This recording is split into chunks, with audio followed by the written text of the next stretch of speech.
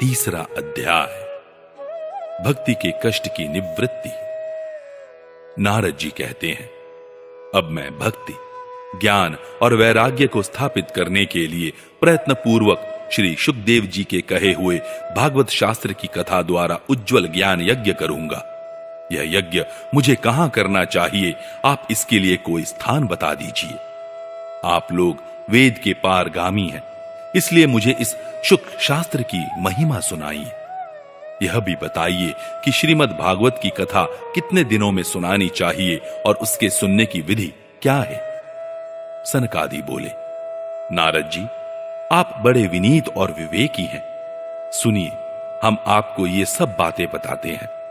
हरिद्वार के पास आनंद नाम का एक घाट है।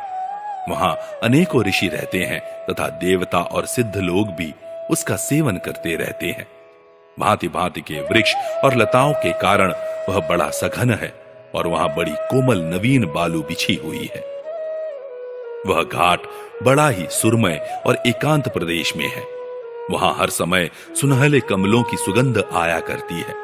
उसके आसपास रहने वाले सिंह, हाथी आदि परस्पर विरोधी जीवों के चित्तों में भी वैर भाव नहीं है। वहां आप बिना किसी विशेष प्रयत्न के ही ज्ञान यज्ञ आरंभ कर दीजिए। उस स्थान पर कथा में अपूर्व रस का उदय होगा। भक्ति भी अपनी आंखों के ही सामने निर्बल और जरा जीर्ण अवस्था में पड़े हुए ज्ञान और वैराग्य को साथ लेकर वहां आ जाएगी। क्योंकि जहां भी श्रीमद् भागवत की कथा होती है, वहां ये भक्ति आदि अपने आप पहुंच जाते हैं। वहां कानों में कथा के शब्द पड़ने से ये तीनों तरुण हो जाएंगे। सूत जी कहते हैं, इस प्रकार कहकर नारद जी के साथ सनकादि भी श्रीमद् भागवत कथामृत का पान करने के लिए वहां से तुरंत गंगा तट पर चले आए। जिस समय वे तट पर पहुंचे, भूलोक, देवलोक और ब्रह्मलोक सभी जगह इस कथा का हल्ला हो गया।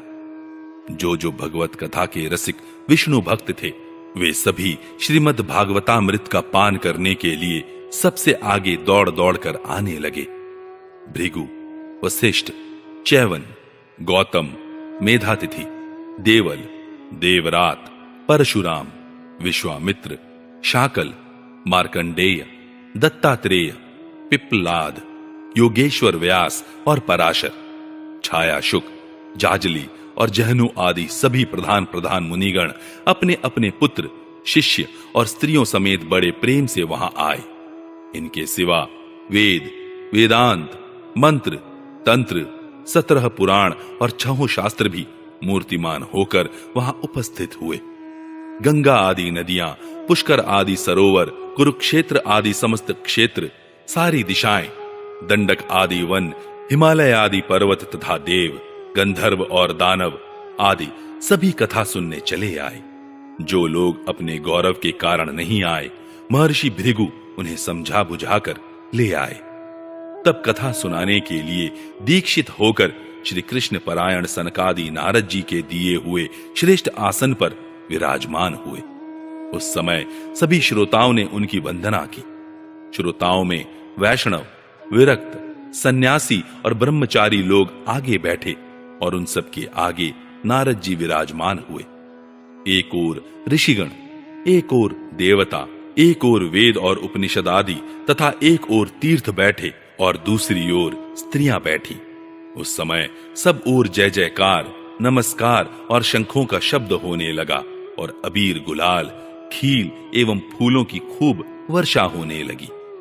कोई कोई देव श्रेष्ठ तो विमानों पर चढ़कर वहां बैठे हुए सब लोगों पर कल्प वृक्ष के पुष्पों की वर्षा करने लगे।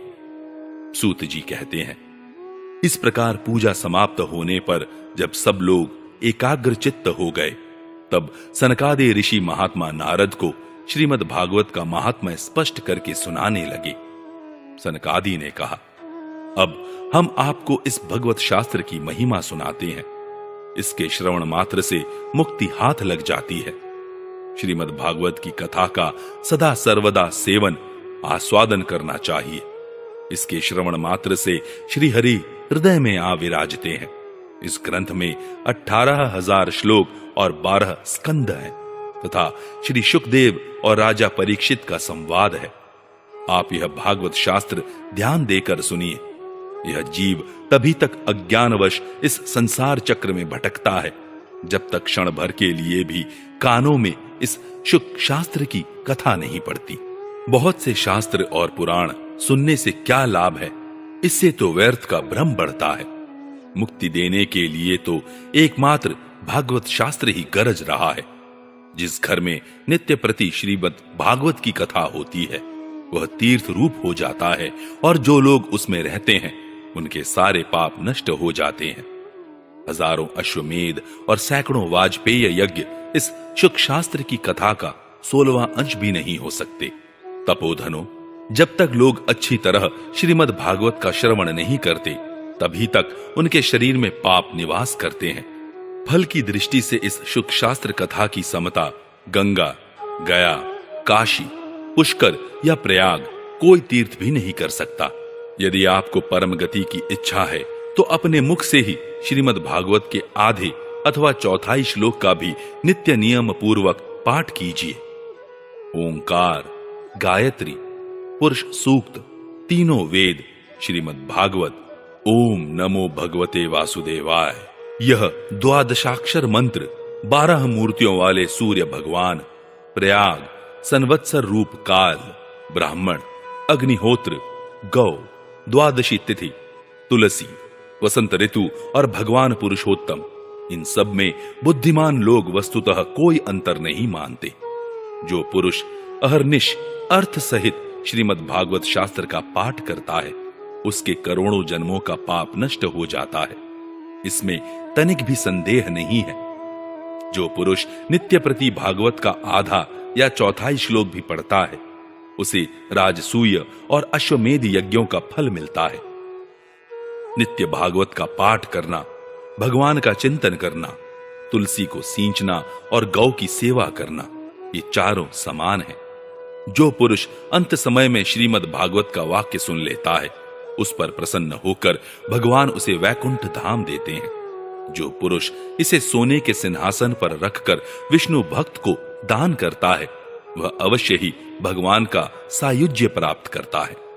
जिस दुष्ट ने अपनी सारी आयु में चित्त को एकाग्र करके श्रीमद् भागवत मृत का थोड़ा सा भी रसास्वादन नहीं किया उसने तो अपना सारा जन्म चांडाल और गधे के समान व्यर्थ ही गंवा दिया। वह तो अपनी माता को प्रसव पीड़ा पहुंचाने के लिए ही उत्पन्न हुआ। जिसने इस शुक शास्त्र के थोड़े से भी वचन नहीं सुने वह पापात्मा तो जीता हुआ ही मुर्दे के समान है। पृथ्वी के भार स्वरूप उस पशुतुल्य मनुष्य को धिक्कार है। यूं स्वर्ग लोक में देवताओं में प्रधान इंद्रादि कहा करते हैं।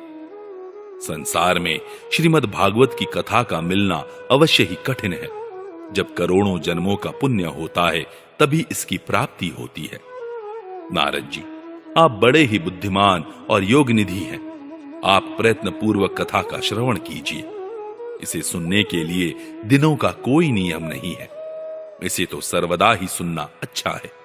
इसे सत्य भाषण और ब्रह्मचर्य पालन पूर्वक सर्वदा ही सुनना श्रेष्ठ माना गया है।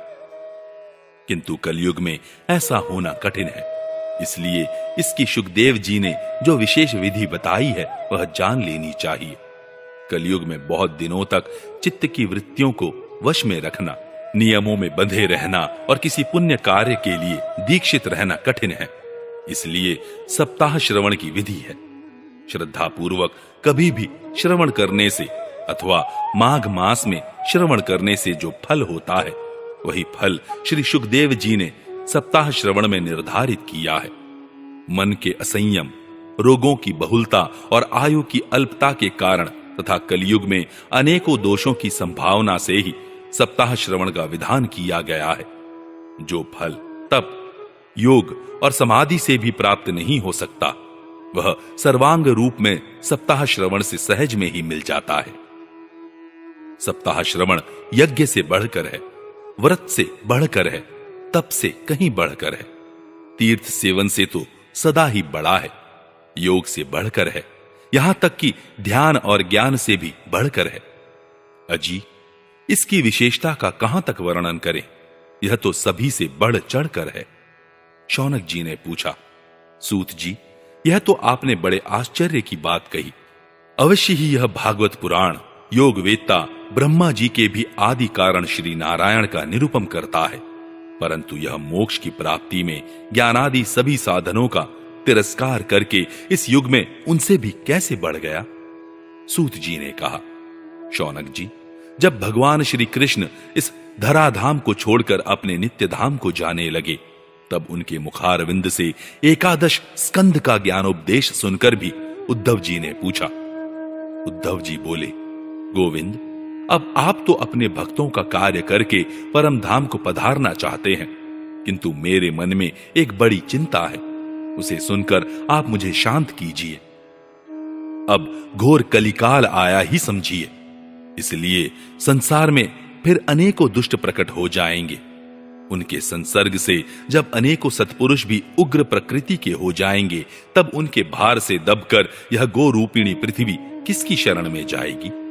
कमल नयन, मुझे तो आपको छोड़कर इसकी रक्षा करने वाला कोई दूसरा नहीं दिखाई देता, इसलिए भक्त वत्सल, आप साधुओं पर कृपा करके यहां से मत जाइए। भगवान, आपने निराकार और चिन्मात्र होकर भी भक्तों के लिए ही तो यह सगुण रूप धारण किया है, फिर भला आपका वियोग होने पर वे भक्तजन पृथ्वी पर कैसे रह सकेंगे। निर्गुणोपासना में तो बड़ा कष्ट है, इसलिए कुछ और विचार कीजिए।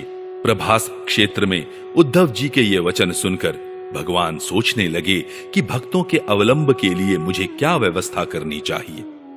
शौनक जी, तब भगवान ने अपनी सारी शक्ति भागवत में रख दी। वे अंतर्धान होकर इस भागवत समुद्र में प्रवेश कर गए, इसलिए यह भगवान की साक्षात शब्दमयी मूर्ति है।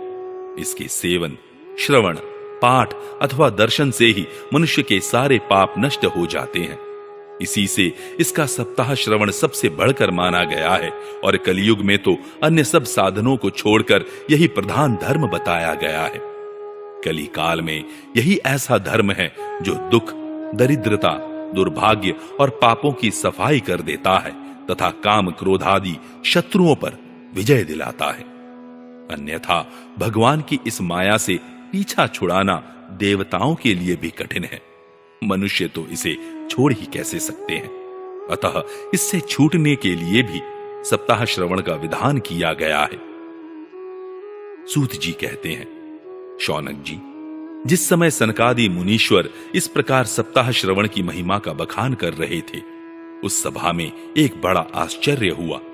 उसे मैं तुम्हें बतलाता हूं, सुनो। वहां तरुणावस्था को प्राप्त हुए अपने दोनों पुत्रों को साथ लिए विशुद्ध प्रेम रूपा भक्ति बार बार श्री कृष्ण गोविंद हरे मुरारे, हे नाथ नारायण वासुदेवा आदि भगवान नामों का उच्चारण करती हुई अकस्मात प्रकट हो गईं। सभी सदस्यों ने देखा कि परम सुंदरी भक्ति रानी भागवत के अर्थों का आभूषण पहने वहां पधारी। मुनियों की उस सभा में सभी यह तर्क वितर्क करने लगे कि ये यहां कैसे आई, कैसे प्रविष्ट हुई। तब सनकादि ने कहा, ये भक्ति देवी अभी अभी कथा के अर्थ से निकली हैं। उनके ये वचन सुनकर भक्ति ने अपने पुत्रों समेत अत्यंत विनम्र होकर सनत कुमार जी से कहा। भक्ति बोली, मैं कलयुग में नष्ट प्राय हो गई थी, आपने कथामृत से सींचकर मुझे फिर पुष्ट कर दिया। अब आप यह बताइए कि मैं कहां रहूं। यह सुनकर सनकादि ने उससे कहा, तुम भक्तों को भगवान का स्वरूप प्रदान करने वाली, अनन्य प्रेम का संपादन करने वाली और संसार रोग को निर्मूल करने वाली हो। अतः तुम धैर्य धारण करके नित्य निरंतर विष्णु भक्तों के हृदयों में ही निवास करो। ये कलयुग के दोष भले ही सारे संसार पर अपना प्रभाव डालें, किंतु वहां तुम पर इनकी दृष्टि भी नहीं पड़ सकेगी। इस प्रकार उनकी आज्ञा पाते ही भक्ति तुरंत भगवत भक्तों के हृदयों में जा विराजी। जिनके हृदय में एकमात्र श्री हरि की भक्ति निवास करती है, वे त्रिलोकी में अत्यंत निर्धन होने पर भी परम धन्य है, क्योंकि इस भक्ति की डोरी से बंधकर तो साक्षात भगवान भी अपना परम धाम छोड़कर उनके हृदय में आकर बस जाते हैं। भूलोक में यह भागवत साक्षात परम ब्रह्म का विग्रह है। हम इसकी महिमा कहां तक वर्णन करें। इसका आश्रय लेकर इसे सुनाने से तो सुनने और सुनाने वाले दोनों को ही भगवान श्री कृष्ण की समता प्राप्त हो जाती है। अतः इसे छोड़कर अन्य धर्मों से क्या प्रयोजन है।